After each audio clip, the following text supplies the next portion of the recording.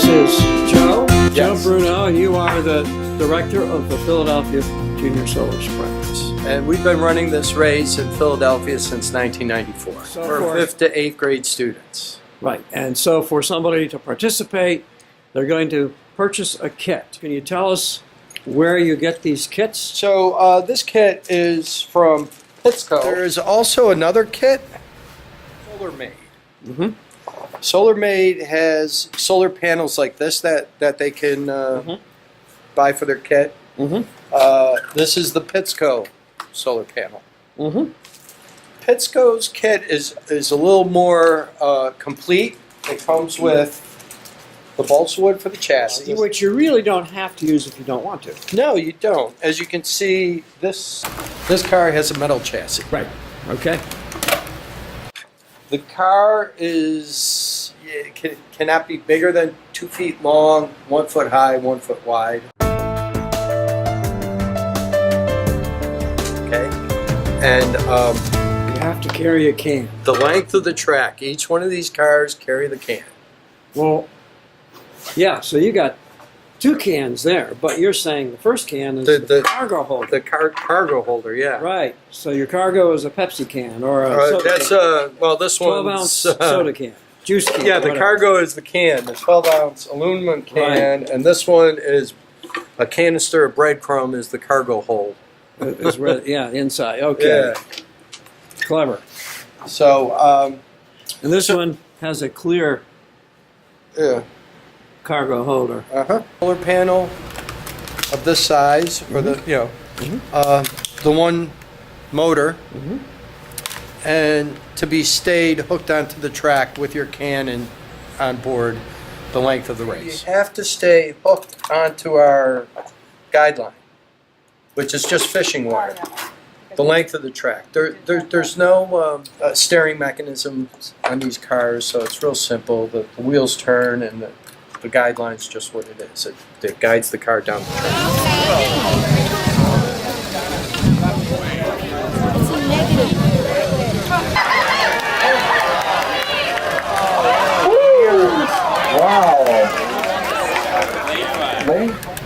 And you can see this is a metal chassis I made from something out of my biology lab.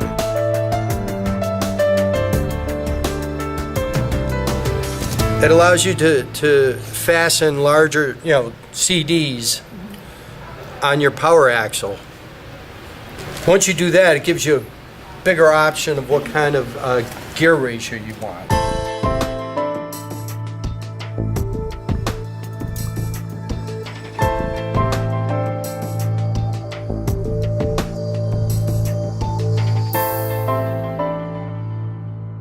Along with the chassis, you get a bunch of gears with the Pittsco kit. Some of the gears have a small hole in the middle, and that's for the motor. Sandpaper, simple sandpaper. Because you really want, all this plastic is molded plastic. Even your gears are molded onto here, and you're going to want to, wherever that attachment is, you're going to want to sand that off. Gears with the bigger hole would go on the axle. Because we're here to build a fast car. Now, this is a good time to tell you that we have other awards than speed for this event.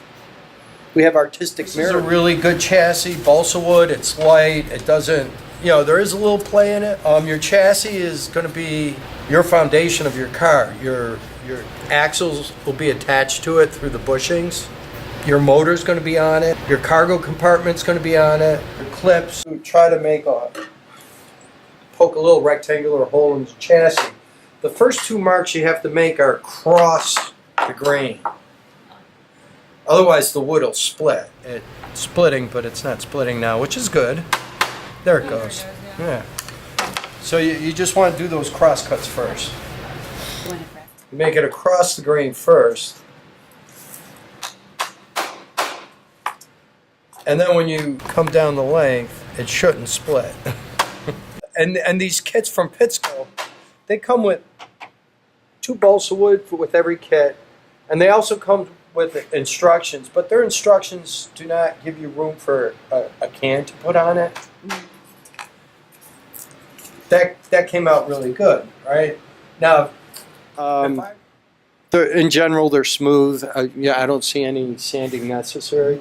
These also come with their own treads, and this is the wheel. Yeah, Yeah. The kit comes with that. yeah, this comes in. And the technical term for this is broccoli rubber bands. Do is we want to put together our axles. We're going to have a power axle, and we're going to have the non-power axle.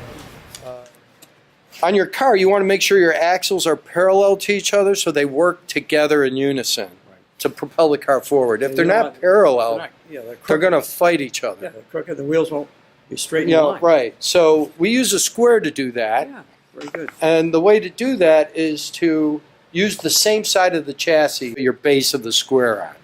Good. Because That's a good idea. if you use this side, let's say, and then Good this side, if you use that side and that side, there's no guarantee that these two sides are parallel. Right. Right? Good. So you use the same side, draw a right angle to that, and like you give a little space for where the tire's going to be, the wheel, right? The wheel will be out here, let's say. You're only going to want to sand this portion down. Plastic to be able to spin freely. You do not want to sand this axle wherever you're going to have your gear attached to it. The gears don't get glued on. They just fit very snugly, and I have a nice way to put that together.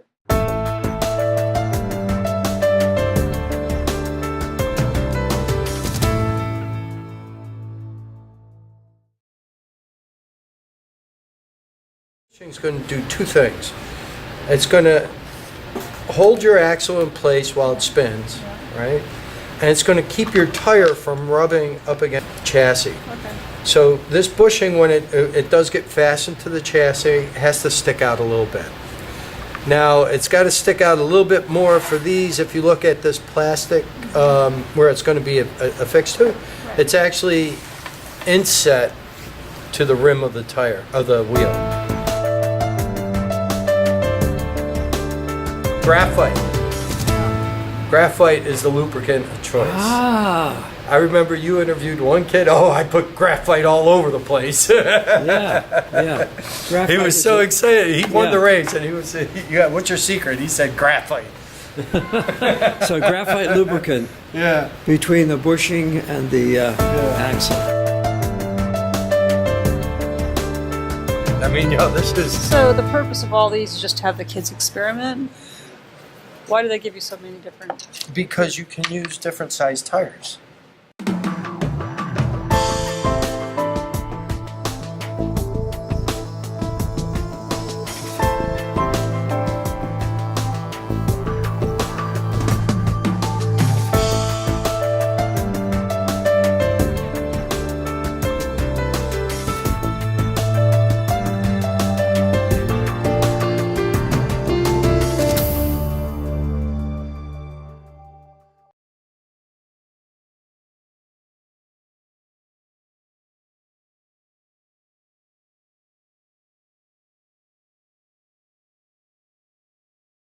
Or Ten- the power axle, if you want. 10-tooth gear on the motor. Yeah.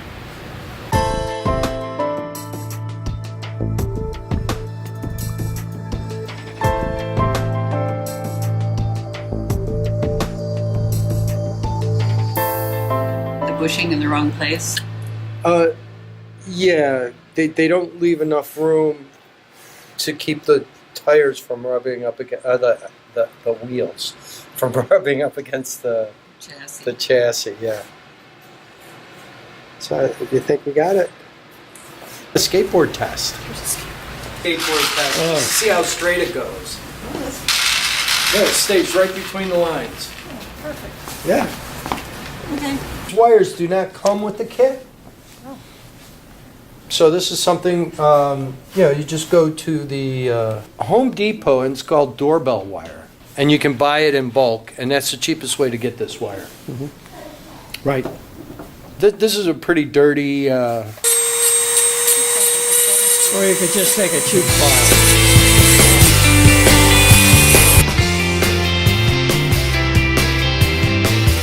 because you want some of the solder Yes, on you do. it, Yeah. right? Yep. That's important. You have a little puddle on the end of that. Yeah. This is not doorbell wire. This is a stranded wire, and I'm just twisting it so I can ensure all the strands are part of the connection. Right. We don't want to lose the strands, and it also helps threading it through the leads coming off the motor.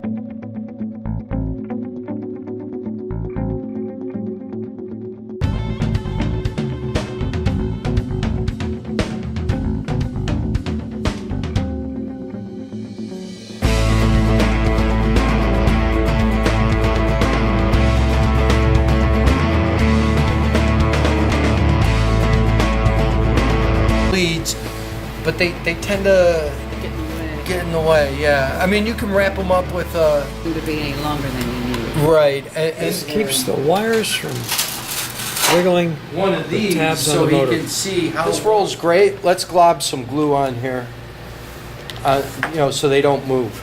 You know what I mean? Make them sturdy. We're gonna have the motors the leads facing up.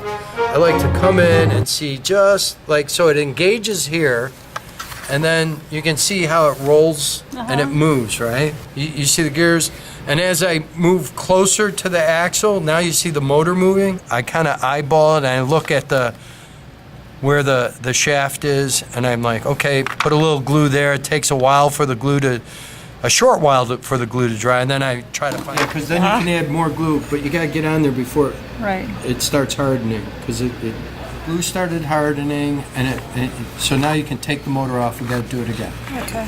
and this is why this is how the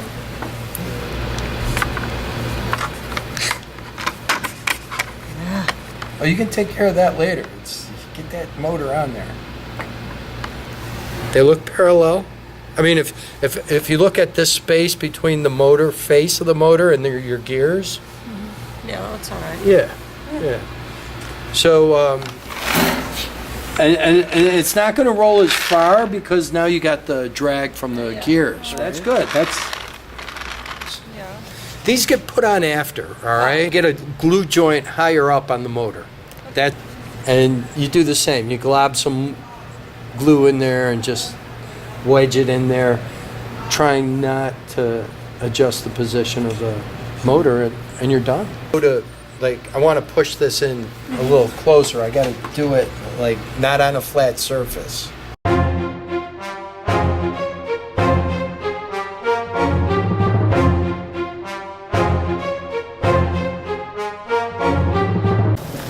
So we're here in the sunshine. All right, Look at that! all right. There we go.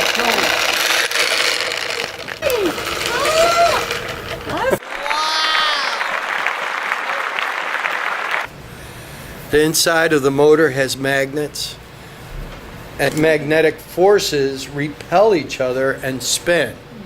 There's no gears in here. Cool. Light energy you can with this solar panel, and converting it into this electromagnetic energy. Energy is neither created nor destroyed, it's transferred. Yeah.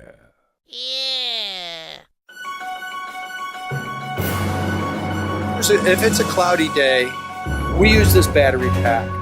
Have this touch switch when then the cars go, as soon as you release the pressure on the switch. These leads go down to the motor leads, and they're powered by 2 AA batteries.